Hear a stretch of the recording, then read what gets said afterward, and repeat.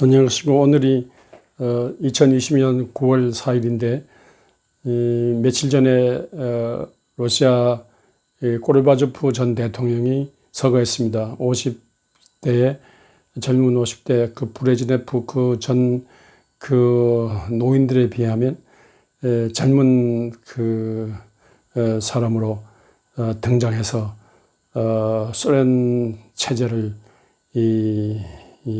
책임졌습니다. 이분이 배운 사람으로서 용기 있는 사람으로서 소련 연방 공산권 전체를 개혁하려고 하고 개방하려고 하고 냉전 종식에 힘쓰고 또 무서운 핵무기 감축에 힘썼습니다.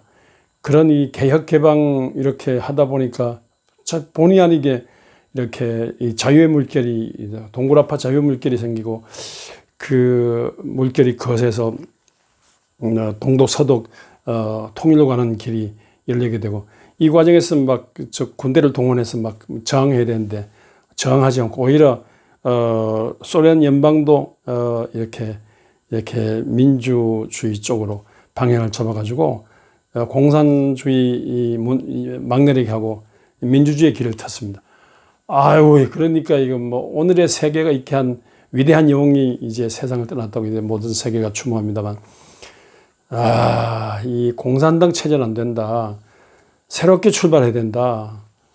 공산당을 위해서 아니라 민생을 위해서 이렇게 민주주의 해야 된다. 이런 방향을 잡았는데, 이보다 더 용기 있는 사람이 어디 있습니까? 나중에 이제 민주사회 대통령이 돼가지고 이제 이렇게 출발하는데 이 러시아 군부의 옛 소련 군부의 저항으로 쿠데타로 이제 궁지에 몰리게 됐습니다만, 그러나 엘친이 등장해서 이런 개혁 개방의 이런 정신을 이어받아 이렇게 소련을 러시아 체제로 이렇게 해체가면서 민주주의 방향을 잡으면서 이분 때문에 세상이 달라졌습니다. 한 사람 때문에 세상이 달라진다. 한 사람 때문에 세상이 변화된다. 한 사람으로 인하여 정말 살기 좋은 세상이 된다. 이게 얼마나 중요합니까? 오늘 정말로 이 고르바초프 한 사람을 추모하면서 그런 생각을 하게 됩니다. 우리 뭐 참 영웅들이 많지 않습니까? 흔히 우리 미국 말하지만 미국 같은 경우 우리가 왜 늘 위대하게 생각하냐면 어떤 정치인 결단한 영웅들이 많기 때문에 그렇습니다. 노르만디 상륙 작전으로 이제 2차 대전에 히틀러 쪽으로 방향을 기선을 잡아가지고 승리로 이끌었다고 하는 아이젠하워 같은 경우 나중에 대통령이 됐지 않습니까? 그리고 에이브람 링컨 같은 경우도 흑인 해방을 부르짖어서 흑백 자유, 흑백 평등 세계를 열었습니다. 이것 때문에 남북 전쟁을 불사하기라도 하면서 하늘 뜻을 받드는 그런 했습니다. 이 에이브람 링컨 때문에 사상 마틴 루터 킹 목사가 전 세계를 들면서 미국 전체를 뒤흔드는 흑인 해방,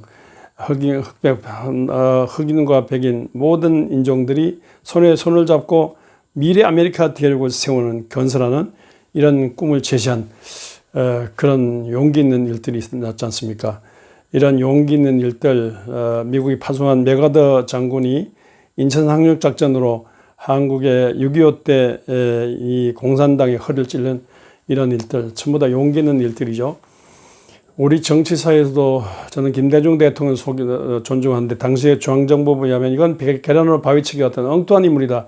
이렇게 평을 해서 김대중 없애는 작전을 폈습니다. 김대중 그래서 살해하려고 하다가 다리를 절개하고 일본 호텔에서 납치해가지고 현해탄 바다에 빠져 죽이려고 하다가 이제 미국 중앙정보부에 걸려가지고 이제 살아남게 되고, 그리고 수많이 감옥살이하고 연금당하고 밤낮 미행당하고 짓밟히고 전두환 군부에 짓밟히고 박정희 살해 작전에 이렇게 늘 궁지에 몰리고 그렇게 했습니다만, 그러나 모든 권력은 국민으로부터 나오니까 빨리 박정희 군부는 빨리 물러나라. 한 사람이 종신토록 대통령이 되는 이건 말도 안 되는 소리다. 전 세계 수치다. 빨리 물러나라. 그 유신 종식을 위해서 정말 전적으로 헌신하고 투쟁했습니다. 온갖 회유, 온갖 회유가 있었고, 온갖 아름다운 유혹이 있었습니다만 다 물리치고 나는 아무것도 안 해주니까 이 땅에 민주주의를 원한다. 이렇게 함으로써 민주주의의 방향을 잡는 결정적인 일. 이건 정말로 용기 있는 인물이었습니다. 김대중 대통령 이전에 대통령 되기 전에 김영삼 동지이면서 또 적이 되기도 했던 김영삼 장로 대통령은 광주를 짓밟은 광주항쟁의 원흉 전두환 이 노태우를 감옥에 집어넣는 일을 해서 그 김영삼도 용기 있는 대통령이었습니다. 김대중도 용기 있는 대통령이었습니다. 이런 용기 있는 사람들 때문에 세상은 달라지게 되고 발전하게 되고 그 한 사람 때문에 보다 나은 미래 희망이 생기기도 합니다. 아이고, 예송이 여호수아가 우리 믿는 사람들 잘 알지 않습니까? 예송이 여호수아가 이제 가나안 땅 정복 전쟁의 책임자가 됐어요. 자기가 생각해도 너무너무 보다 형편없어요. 모세에 비선은 했습니다만 막강한 출애굽의 주인공, 또 이 광야 이 탈출의 광야의 모든 이 주인공 모세가 끝나고 자기가 주인이 돼가지고 요단강 건너가지고 가나안 땅 점령한다. 말이나 되는 겁니까? 너무너무 떨고 어떻게 난 불가능한 줄 알았어요. 그런데 여호수아 1장에 나오는 것처럼 담대라, 강하고 담대라, 강하고 담대라, 강하고 담대라. 자꾸 하나님께서 이렇게 말해요. 쫄지 마라, 강하고 담대라. 내가 너를 세웠다. 너를 통해서 가나안 땅 정복 전쟁이 되니까 너를 통해서 내가 함께하니까 절대로 쫄지 마라. 모세와 함께하신 하나님, 나 하나님이 너도 너를 통해서 함께하니까 용기를 내라. 이렇게. 그래서 여호수아는 정말로 하나님을 믿는 믿음으로 용기를 갖고 적진 속에 들어가서 가나안 땅 정복전의 승리를 잡아서 이제 물러나고 사사기 시대가 되고 가나안 땅 정복전에 성공한 그런 인물이 되었습니다. 이런 용기가 중요합니다. 교회 목회에서도 용기가 중요합니다. 저는 한국신학대학 입학해서 대학원까지 하면서 이렇게 한국 기독교 장로회가 얼마나 소중한가를 알았습니다. 한국 신학이 전 세계적인 신학인 줄 알고 우리 신학자들이 전 세계적인 신학자인 줄 알고 그리고 해외 실제로 나가보면 영어로 된 책을 읽을 때 전 세계적인 신학을 우리가 공부했다는 걸 느껴요. 야, 이거 엄청난 이 한국에 있으면 전 세계적인 신학을 호흡하는 학교는 뭐 진짜 우리 학교뿐이고 진짜 우리 교회가 진짜 중요한 교회구나. 이런 것을 느꼈습니다. 진보적인 신정통주의 신학이 얼마나 중요한 것을 느끼고 살아왔습니다. 이런 과정에서 나는 교단의 모든 일을 가지고 용기 있게 달려들었습니다. 어떤 거제도 땅을 팔아가지고 뭘 하려는 이걸 다 넘어갈 뻔했는데 제가 용기 있고 모든 청중들과 싸워가지고 용기 있게 싸워가지고 거제도 땅을 지금까지 지켰는데 정말 저는 서재일 같은 사람의 온갖 욕을 먹으면서 삿질당하면 욕을 먹으면서 싸웠기 때문에 오늘 거제도 땅이 이제 지금은 거제도지만 참 부산시 거제도지 않습니까? 이따 거가교 생기기 전에 거제도하고 다릅니다. 그런 용기 때문에 거제도 땅이 아직도 있다고 생각합니다. 그리고 서대문 땅도 뭐 어디 기증하자고 뭐 박물관 같은 데 기증하자고 하는 깜짝 놀라서 깜짝 조는 것처럼 앉아 있다가 이 안을 두고 깜짝 놀랐습니다. 근데 벌써 전부 밀실 작업을 해가지고 전부 다 이렇게 하는 것으로 전부 이 기장의 주인공들 소위 이 오가 세력들 것 중심으로 다 하는 거. 그러니까 제가 아는 사람들, 제가 선후배 아는 다 선배들 형님들인데 다 짜가지고 각본 짜가지고 왔는데 근데 보기는 이게 너무 철없는 천진난만한 철없는 이 기장 주인공들이 이런 일을 하고 있습니다. 그래서 이건 내가 정말 내가 존경하는 선배들이면 안 된다고. 이것도 다 거의 다 90% 이상 넘어가는 마당에 제가 반대하는 장로님들 몇 분하고 이제 그래서 젊은 후배자 몇 분하고 달려들어가지고 한다는데 얼마나 총회 때 고함질을 싸우느냐. 하여튼 몇 주 동안 목이 져가지고 말을 제대로 못할 정도였습니다. 마이크를 안 주니까 계속 고함질을 해요. 그러다 결국은 타협안이 돼가지고 이제 전국적으로 순회에 이제 강연하면서 깨우쳐가지고 결국은 죽였는데, 아유, 요새 생각하니까 거제도 땅도 참 소중하지만, 지킨 거 소중하지만, 특별히 선교사들이 우리에게, 가나다 선교사들이 우리에게 물려준 서대문 땅 지켰다는 거, 얼마나 제가 하나님 앞에 감사하고 자랑스러운지 몰라요. 그때 저와 같이 싸웠던 분들 진짜 엎드려 절하고 싶은 마음입니다. 그분들도 또 반대했던 분들도 정말로 저의 소중함을 알 것으로 생각하고 있습니다. 저는 또 교회 목회를 하면서 기장교회가 소중하기 때문에 기장교회가 일어나야 된다. 다른 모든 교회들도 일어나야지만 기장교회, 송창근 김재준의 기장교회 일어나야 된다. 박봉동 정경현의 교회, 문익환의 교회가 일어나야 된다. 이렇게 생각하면서 목회를 해왔습니다. 그런데 교회 현장에 목회를 하다 보면 이게 우선 경제적으로 말이 안 돼요. 경제적으로 사람이 안 모이고 경제적으로 안 돼요. 그러니까 우선 경제적으로 돈이 없으니까 아무것도 안 되는 거예요. 문 닫기 직전인 교회가 되는 거예요. 가만히 들여다보니까 다른 교단은 11조를 바치는데 우리 교단은 101조, 1001조도 안 바치면서 말은 많고 그래요. 그래서 이거 근본적으로 틀림없다. 장공 김재준 목사님이 그 장공 전집에 정말 하늘나라 최전선에 부름받은 사람들이 기껏해 11조 하나 못 바치고 11조 때문에 평생 우물쭈물 한다는 게 말이 안 되는 거냐.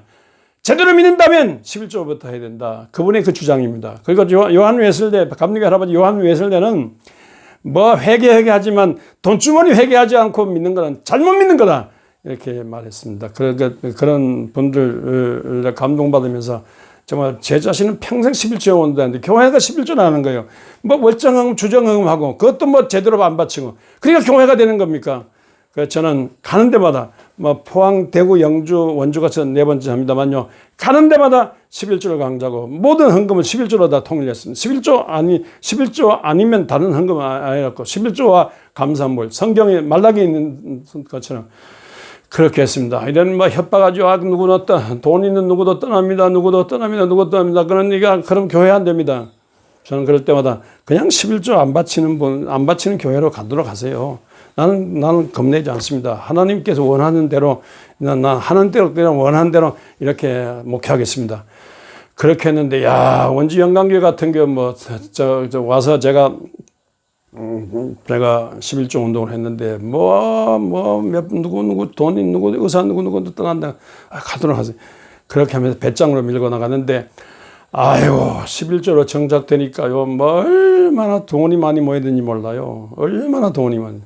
그래서 땅 100평의 낡은 흙벽들 건물이 오늘날 혁신도시 바로 옆에 8,000평에 3,000평 건물이 섰지 않습니까?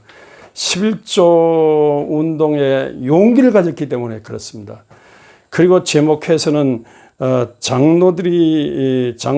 장로도, 어느 유능한 장로도, 어느 오래된 장로도 목회자가 아니라는 걸, 그분들은 신학을 안 했다는 거. 신학교에서 성경을 가르치고, 신학교에서 조직신학 윤리학을 가르치고, 인간 행정을 가르치고, 건축학을 가르치고, 모든 재정을 가르치고, 신학교는요, 목회를 하기 위한, 신학은 목회를 하기 위한 신학이에요.